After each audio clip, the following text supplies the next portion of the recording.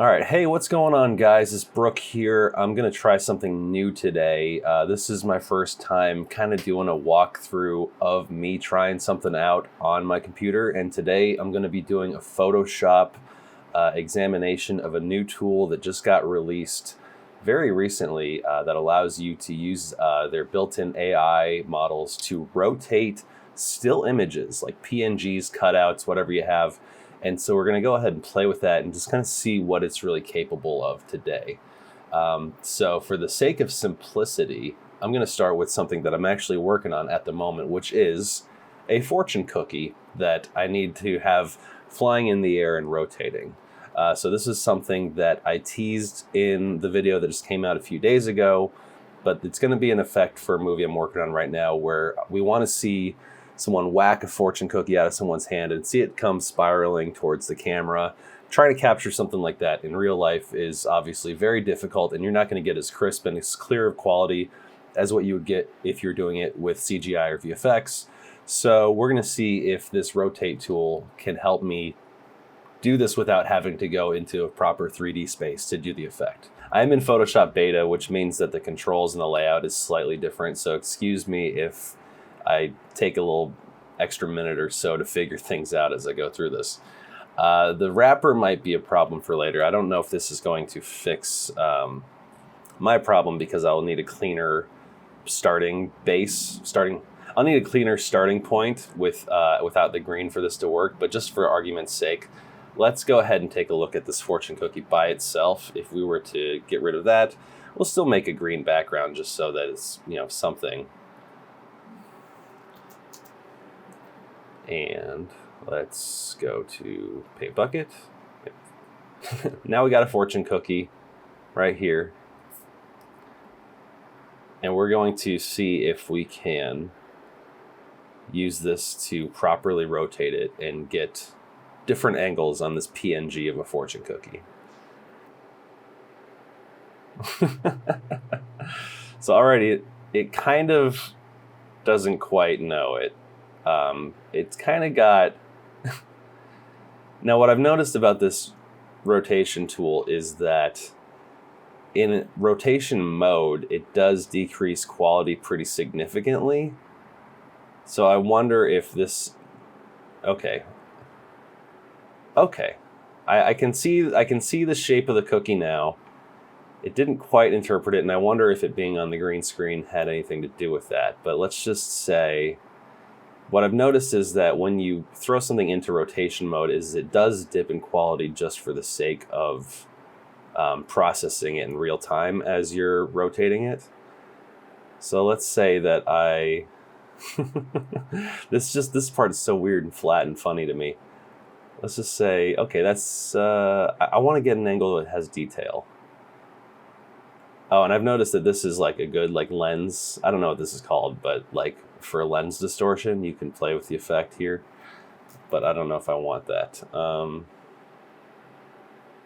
Let's see how that looks. If I click done, it should try to re-render itself into a higher quality version. Yeah, here we go, enhancing rotated image. So we're gonna find out how well this fortune cookie works. It is an odd shape, it's an odd angle. Okay, so it kind of went back to it kept the shape that we put it into, compared to the original, which would be, what were we looking at? We were looking at that. So rotated into that from the original to there. So it didn't quite figure this out. I think it got the top shape pretty well, but the bottom's just too flat. So it's not perfect yet, but these are things that will improve with time for sure. So let's move on to something a little bit more exciting. This is something that I was trying to figure out yesterday, because the idea of rotating a little object is fun and all, but how big can we go with a PNG or a 2D object rotation in Photoshop's new thing? So I have here a picture of the desert. I generated this in Midjourney. It was meant for something else, which is why it's kind of on a wider, distorted lens. And this is a picture of me from my one-shot cameo in the film A Hard Place. I was a zombie. I was a last-minute zombie, so they threw some blood on me and let me chase after one of the characters for a couple of shots. Now, this picture is not real completely. This is the original picture. As you can see, what I did yesterday was I extended it so that I have legs just to see if I can fit it into this better. So that's another fun feature here in Photoshop, but that's been around for a while. That would be the generate, the fill, that sort of stuff. So, in fact, you know what? I'll show you exactly how I did this. So let's go back to open. Actually, we make sure that our background is not locked because we don't want any changes to the canvas to affect the background. So we'll pull it off of the background. We'll just say Brooke for the name. I don't normally name layers, but since I'm doing this as an example for you guys, I'll do that for you. So we could try to upscale it, but I don't really need it upscaled. What we need is more space in the bottom. So we're going to make the canvas a little bit bigger. Let's go and adjust the height to 6,500, and the width is fine, but for safety we'll say 3,500 just in case we need to go any bigger. So we want to make sure that the generative extend, or I don't know what you call it. I should know what you call it. Yeah, thank you. So we're going to select me and the inverse. Now we have all this empty area selected, and we're going to go ahead and do a generative fill here in Photoshop. And we're just going to see what it comes up with, because honestly, I just want to give myself fingers right here and legs with feet, just for the comp.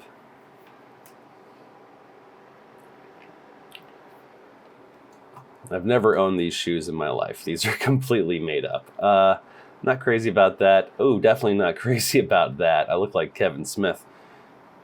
And now I look half like Kevin Smith. All right, well, again, this is for test purposes, so I'm going to go with the first option that it gave me and go ahead and select my subject.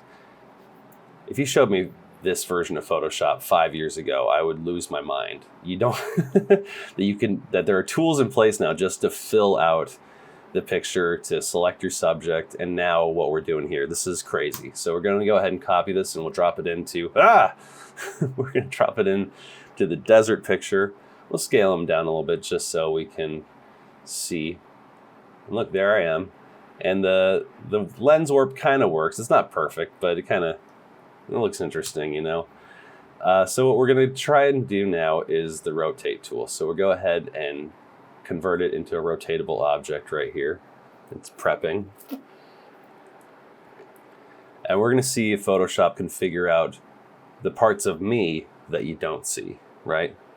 Now, I don't know why it did this yesterday too. I don't know why the perspective of it changes that much. That's pretty crazy. But what you can see here is that we kind of have something of a 3D model of me picked out. I don't appreciate whatever's going on with this hairline. That's rather rude. I can't tell if it made me fatter or thinner. It looks flattering from, not flattering from that side, but not bad from that side. That's okay. Okay, we're gonna go ahead and try rotating him a little bit. You know what? He's not flying. He's not leaning back. I guess he's because he's walking up the stairs. That's why I'm at this angle. I say he, I mean me.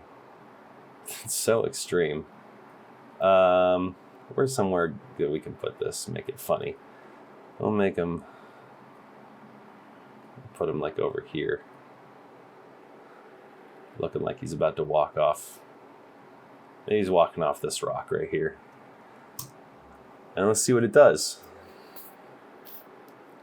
Now, this doesn't add shadows or anything like that. In a shot like this, you would need to composite shadows, and I'm just not taking the time to do that right now because I'm just testing out the functions here. That's pretty funny. The hairline looks more realistic. I'm just not a fan of it myself. The blood splatter looks pretty consistent. The arm hair looks a little weird right there, but that could just be, we're not in super high definition here, at least not what we're working in. But that's interesting. Let's drop another one in there, and we're going to try to keep it at this quality. And we're going to rotate him right here. And we're going to do like a face-off thing. This is something that I tried doing yesterday that was kind of funny. One of them, they ended up taking away all my hair. So I just looked bald except for the back and the sides, which is probably what I'll look like in 10, 15 years. Okay, so now he's big like this. I guess that's why we use these tools right here to rotate. Aha, yeah, cool. I like grabbing stuff on the edges. I don't know why that makes me happier to mess with it that way. Now, I guess he's not going to tilt forward on his own. We have to do that here. So let's go ahead and we'll have him slightly here. I got an idea. This way it's going to look like he's maybe talking to someone nearby. And just for that, we'll bring him down a little bit. And we'll do one more guy talking to him. Okay? So that's me putting it all together. Oh my God. And what the heck? We got one more. And we're going to go ahead and make this guy the guy that he's talking to.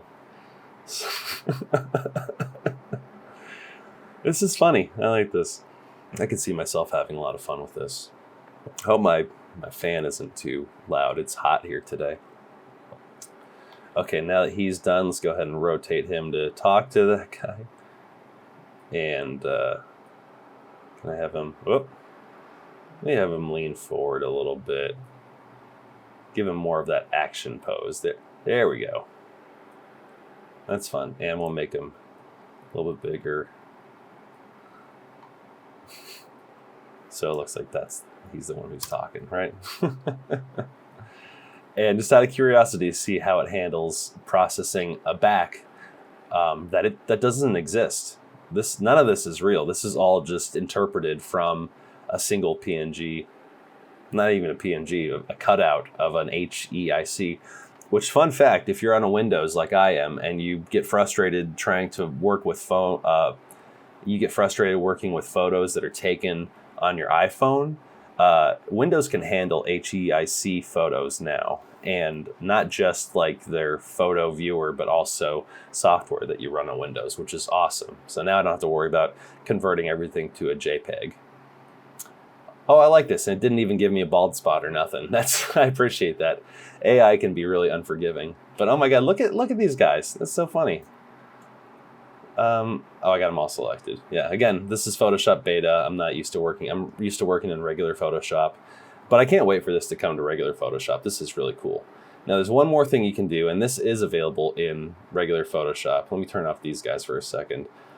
I haven't done this much, but now you have harmonize, which is meant to basically make your top layer more closely match your bottom layer. And you should see in just a second what it's going to look like. Okay, there's a bit of a difference there. Just for a little bit of added, quick compositing, this is a little bit more airbrushed kind of look than I would go for, but color-wise, maybe I'm wrong. Maybe it's pretty good. I mean, it's definitely better than doing nothing. But that's fun. I'll have to play with harmonized features a little bit more. I mean, they're really just making it easier to do stuff like this if you have no idea what you're doing. And I know about half of what I'm doing when it comes to Photoshop. And I've been doing this for over 20 years. So, you figure out what you have, you figure out what you can as you go. And you get really cool tools like this to help you out. Just because I don't want to lose the background, let's make these guys a little smaller. Oops. There we go. We'll put this guy here, and we'll take this guy, and we'll put him like here.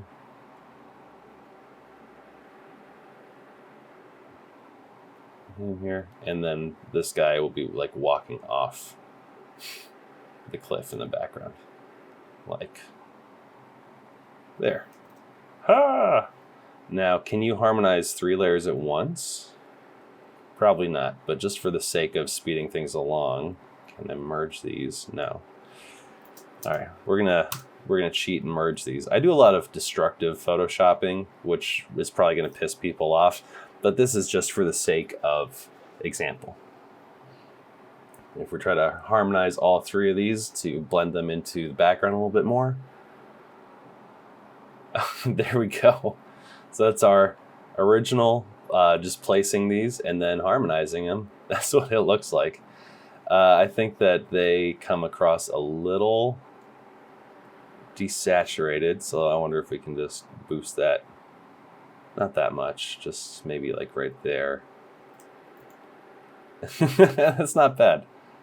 So there you have it. You got this guy about to fall about 10 feet, probably break his arm. And then these two guys are talking right here. And this is all just made off of this one picture that was taken of me while we were filming a Hard Place pickups. How cool is that? All right, that was fun. Let's see if we can try some more complicated stuff. We got a picture here of one of my favorite dinosaurs. This is a Carnotaurus. This specific one comes from Jurassic World Fallen Kingdom. They based this paint job on the Carnotaurus toy from Kenner that was out when I was a kid called the Diablo Carnotaurus, which is pretty cool. I'm going to use this Mid-Journey photo that I made a while back for Apex Predators Club for a concept poster. And we're going to do the same thing. We're going to make this a little bit bigger. So let's change our canvas size. We'll keep the height pretty similar, and we'll go bigger on the width just so that we can fit our dinosaur in there. I don't need the background, I just need that.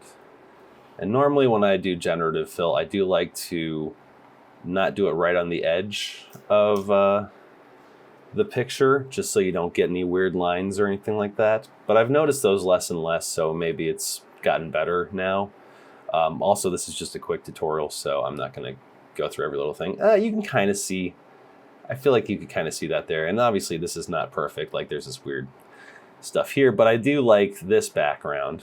So let's just try to fix that right now. Oop.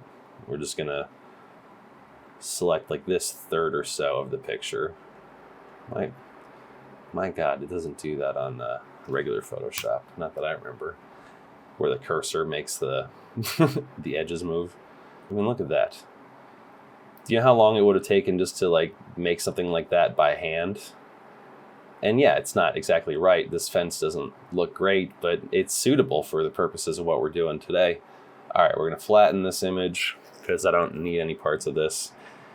If I wanted to really get into the weeds on this, I would make layers, but this is just an example. And this is already a PNG, so I literally just have to copy it and move it over here. Now, that looks pretty cool without messing with anything. Obviously, this appears to be this is the fun of AI. This appears to be a foreground piece connecting to a piece in the midground, so, or the subject area. So just for fun, this is what Harmonize would do to this picture. That's pretty cool. Wow, and it gives you options. That's actually very sick. It's more hidden than what I would have done if I had done it by hand. Oh, and they're kind of working with the shadows too. Okay, so there is a lot going on here to fit it together. So that's kind of cool to check that out. But I'm not here to play with Harmonize, I'm here to play with rotation. So let's go ahead and convert this into a rotatable object. And we're gonna see if it holds up the dinosaur shape. Again, it kind of distorts it, which is interesting. Not sure why it does that. Let's do something like this. And again, you guys, if you have Photoshop, you probably have, I think that Photoshop Beta comes with access to Photoshop. At the very least, if you have an all apps version of Creative Cloud, you do have access to Photoshop Beta. And if this is in beta now, then it's probably going to be in Photoshop in a few months.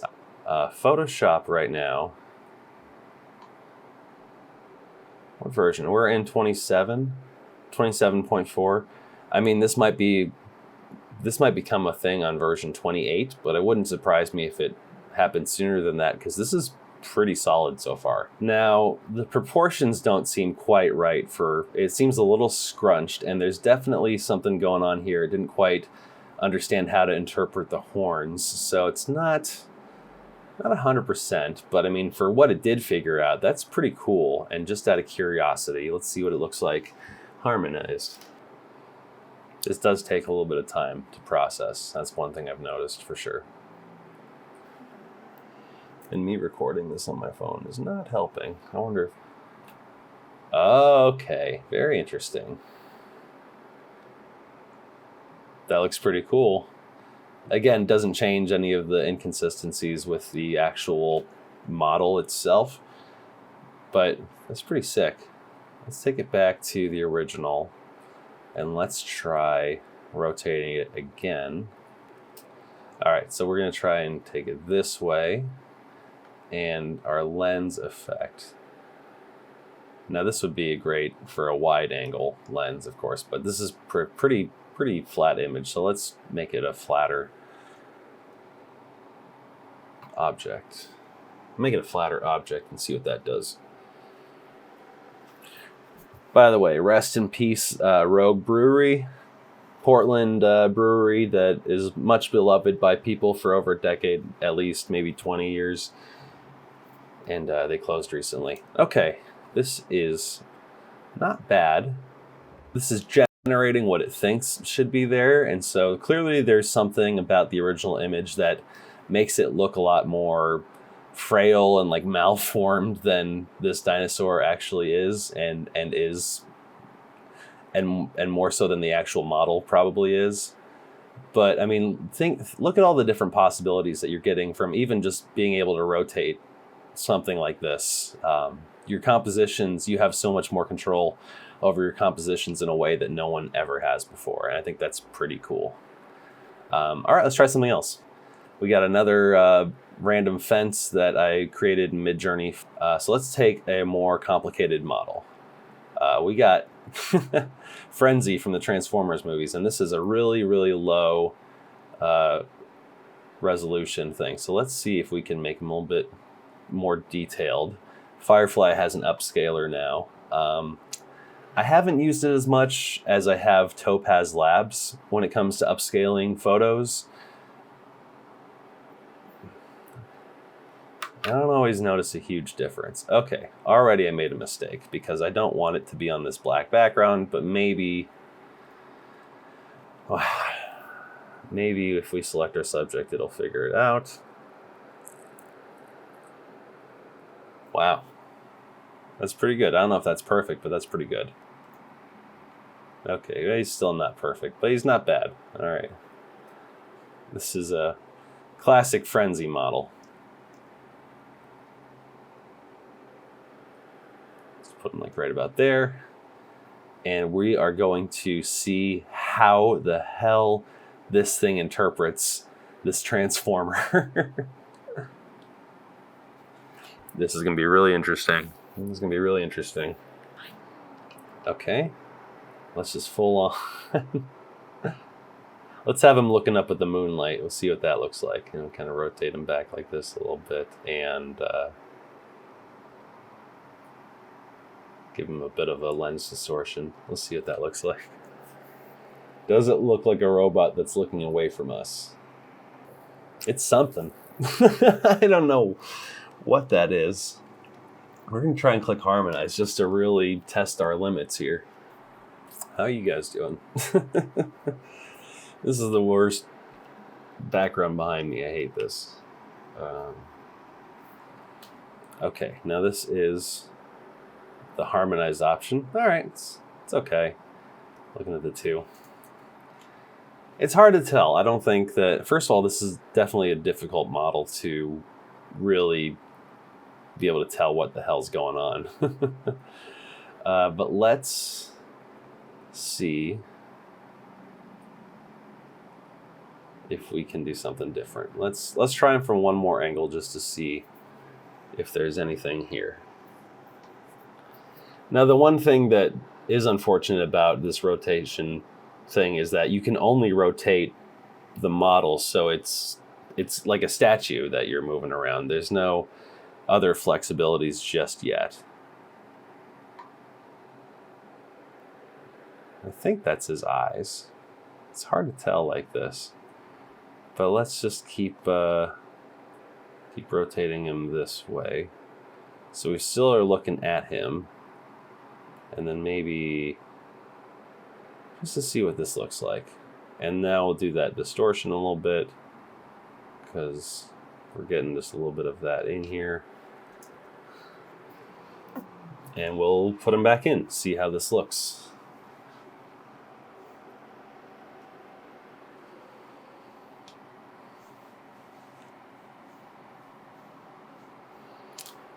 I mean, it does blow my mind still, and it's weird that you just kind of get used to these things, because there was a time where you'd have to go through all those edges and like erase them by hand.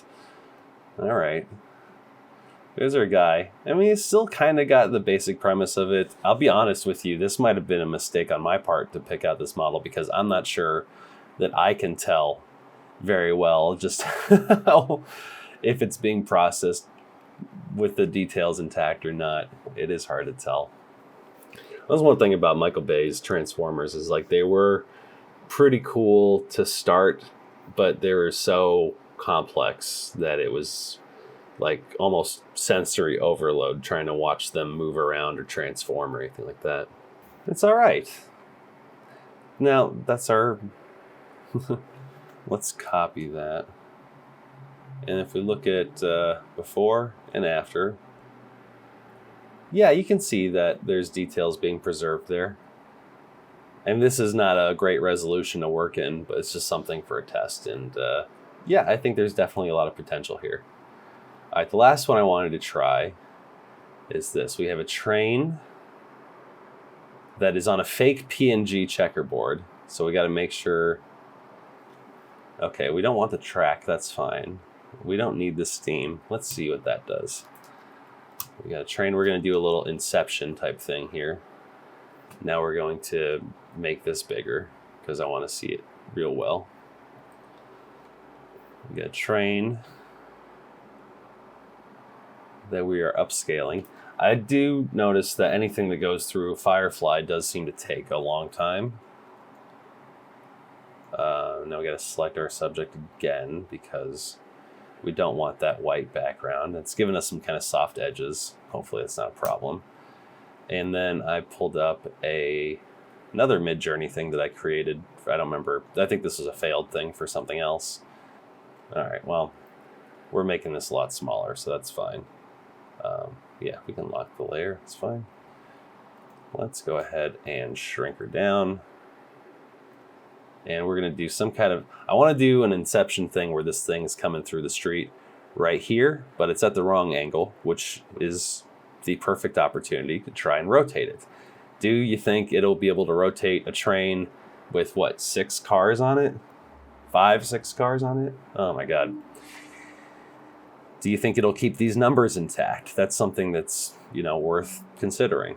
All right, we're going to go ahead and rotate it. This is promising already. It definitely understands the depth of it, but it doesn't quite know what's going on back here. So for the purposes of what we're doing, this might work if we get it at the right angle, because we want to have it coming through kind of like there, I would think, and then to match the street angle properly, probably something right about here. And then for lens perspective, yeah, we could play with it. I mean, this is definitely, well, actually, that's about the size of the train would be, I think, compared to these cars.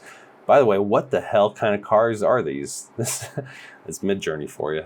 All right, that looks good enough for me. For our Inception type thing. Again, I'm not doing any kind of compositing. I'm not going to try to stick it behind these cars. This is just to demonstrate the rotation abilities of this new feature. And let's go ahead and harmonize it. It did keep the front numbers intact. I did notice that. The 1275, that's good. AI has not been great about text, but I think that's when it is being generated from scratch. Something like this is just a perspective change, and it seemed to handle that okay. Now we got our harmonized image, and if we look at our options here, it's pretty cool. Again, I wouldn't look too closely at the details for something like this, but the promise of it being a really wonderful working tool in the future is definitely there. Obviously, we have some weird transparency in the back cars that shouldn't be there. But this is pretty clean looking, I'm not gonna lie. So yeah, there you go. There's Photoshop's new object rotation tool. I guess that's what we're calling it, right? I really do need to say these things properly. What was it? I'm talking to myself. Harmonize, yeah. Rotate object. Yeah, it's just rotate object tool is what we're calling it. So you can come up with some really cool stuff. Here we got the picture of a bunch of different versions of me out here in the desert. They're all holding the same pose, but I mean it's like I created like an action figure of myself just in fake 2D space, like 2.5D space. That's cool. I think that's a cool thing to end on. So anyways, get Photoshop Beta. It's free if you have a Creative Cloud subscription. If you have just the one program option like Photoshop, I'm not sure if it comes with that or not. But this will probably be a feature that's available down the line. And yeah, thanks for checking out the video. Make sure you check out some other stuff on my YouTube channel. I'm trying to update it more regularly, and I've been working on a whole lot of different things lately, so it's slow going getting each and everything done, but we got some fun stuff that's going to be coming out this spring, this summer, maybe this fall, probably this fall, definitely throughout the rest of the year. So make sure you're subscribed here on YouTube and follow along for more stuff like this. This was pretty fun to make. I'll probably try to do more tutorials or demonstrations like this in the future.